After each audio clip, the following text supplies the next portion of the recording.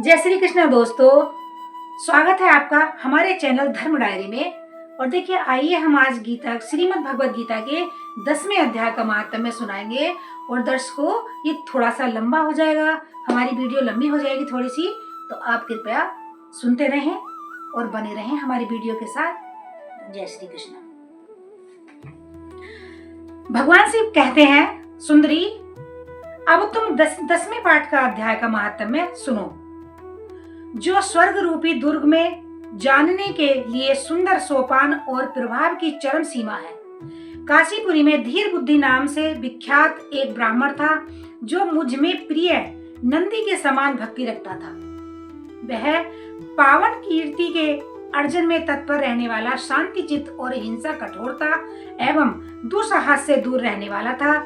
जितेंद्रिय होने के कारण वह निर्मित मार्ग में ही स्थित रहता था।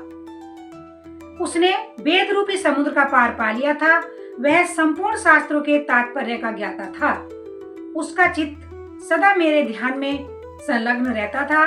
वह मन को अंतरात्मा में लगाकर सदा आत्म तत्व साक्षात्कार किया करता था। अतः जब वह चलने लगता, तब मैं प्रेमवश उसके पीछे पीछे दौड़कर उसके हाथ का सहारा देता रहता था। यह देख मेरे पार्षद भृंगटिरिटि ने पूछा, भगवान, इस प्रकार भला किसने आपका दर्शन किया होगा? इस महात्मा ने कौन सा तप, होम अथवा जप किया है कि स्वयं आप ही पद पद पर इसे हाथ का सहारा देते चलते हैं? भृंगटिरिटि का यह प्रश्न सुनकर मैंने इस प्रकार उत्तर देना आरंभ किया। एक समय की बात है, कैलाश पर्वत के पार्श्व भाग में पुन्नाग वन के भीतर चंद्रमा की अमृतमयी किरणों से धुली हुई भूमि में एक वेदी का आश्रय लेकर मैं बैठा हुआ था। मेरे बैठने के क्षण भर बाद ही सहसा बड़े जोर की आंधी उठी। वहां के वृक्षों की शाखाएं नीचे ऊपर होकर आपस में टकराने लगी। कितनी ही टहनियां टूट टूट कर बिखर गईं। पर्वत की अविचल छाया भी हिलने लगी। इसके बाद वहां महान भयंकर शब्द हुआ, जिससे पर्वत की कंदराएं प्रतिध्वनित हो उठी। तदंतर आकाश से कोई विशाल पक्षी उतरा, जिसकी कांति काले मेघ के समान थी। वह कज्जल की राशि, अंधकार के समूह अथवा पंख कटे हुए काले पर्वत सा जान पड़ता था। पैरों से पृथ्वी का सारा सहारा लेकर उस पक्षी ने मुझे प्रणाम किया और एक सुंदर नवीन कमल मेरे चरणों में रखकर स्पष्ट वाणी में स्तुति करनी आरंभ की। पक्षी बोला, देव, आपकी जय हो। आप चिदानंदमयी सुधा के सागर तथा जगत के पालक हैं। सदा समुद्राबान में युक्त एवं अनासक्ति की लहरों से उल्लासित हैं। आपके वैभव का कहीं अंत नहीं है। आपकी जय हो।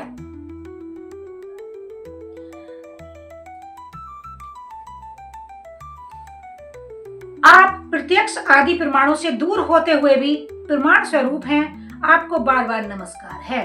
चैतन्य के चुंबित आपके उन चरण कमलों की वंदना करता हूँ। मैं अपार भव पाप के समुद्र से पार उतारने में अद्भुत शक्तिशाली हैं। महादेव, साक्षात बृहस्पति भी आपकी स्तुति करने की धृष्टता नहीं कर सकते। सहस्र मुखों वाले नागराज शेष में भी इतनी चातुराई नहीं है कि वे आपके गुणों का वर्णन कर सकें। फिर मेरे जैसे छोटी बुद्धि वाले पक्षी की क्या बिसात है? उस पक्षी के द्वारा किए हुए इस स्रोत को सुनकर मैंने उससे पूछा, विहंगडम, तुम कौन हो और कहां से आए हो? तुम्हारी आकृति तो हंस जैसी है, मगर रंग कौवे का मिला है। तुम जिस प्रयोजन को लेकर यहाँ आए हो, उसे बताओ। पक्षी बोला, देवेश, मुझे ब्रह्मा जी का हंस जानिए। धूर जटे, जिस कर्म से मेरे शरीर में इस समय कालिमा आई गई है, उसे सुनिए। प्रभो, यद्यपि आप सर्वज्ञ हैं, यदि आप पूछते हैं तो बतलाता हूँ। सौराष्ट्र नगर के पास एक सुंदर सरोवर है जिसके कमल लहलाते रहते हैं। उसी में से बाल चंद्रमा के टुकड़े जैसे श्वेत मृणालों के ग्रास लेकर मैं बड़ी तीव्र गति से आकाश में उड़ रहा था। उड़ते उड़ते सहसा वहां से पृथ्वी पर गिरा। जब होश में आया और अपने गिरने का कोई कारण ना देख सका तो मन ही मन सोचने लगा, अहो, यह मुझ पर क्या आ पड़ा। आज मेरा पतन कैसे हो गया। पके हुए कपूर के समान मैंने श्वेत शरीर में यह कालिमा कैसे आ गई। इस प्रकार विस्मित होकर मैं अभी विचार ही कर रहा था कि उस पोखरे के कमलों में से मुझे ऐसी वाणी सुनाई दी, हंस उठो, मैं तुम्हारे गिरने और काले होने का कारण बताती हूँ। तब मैं उठकर सरोवर के बीच में गया और वहां 5 कमलों से युक्त एक सुंदर कमलिनी को देखा। उसको प्रणाम करके मैंने प्रदक्षिणा की और अपने पतन का सारा कारण पूछा। कमलिनी बोली, कल हंस, तुम आकाश मार्ग से मुझे लांघ कर गए हो। उसी पातक के परिणाम बस तुम्हें पृथ्वी पर गिरना पड़ा तथा उसी के कारण तुम्हारे शरीर में कालिमा दिखाई देती है। तुम्हें गिरा देख मेरे हृदय में दया भर आई और जब मैं इस मध्यम कमल के द्वारा बोलने लगी हूँ, उस समय मेरे मुख से निकली हुई सुगंध को सूंघकर 60,000 भंवरे स्वर्गलोक को प्राप्त हो गए हैं। पक्षीराज, जिस कारण मुझ में इतना वैभव, ऐसा प्रभाव आया है, उसे बतलाती हूँ। सुनो, इस जन्म से पहले तीसरे जन्म में मैं इस पृथ्वी पर एक ब्राह्मण की कन्या के रूप में उत्पन्न हुई। उस समय मेरा नाम सरोज वंदना था। मैं गुरुजनों की सेवा करती हुई सदा एकमात्र पवित्र व्रत के पालन में तत्पर रहती थी। एक दिन की बात है, मैं एक मैना को पढ़ा रही थी। इससे पति सेवा में कुछ विलंब हो गया। इससे पति देवता कुपित हो गए और उन्होंने शाप दिया, पापनी, तू मैना हो जा।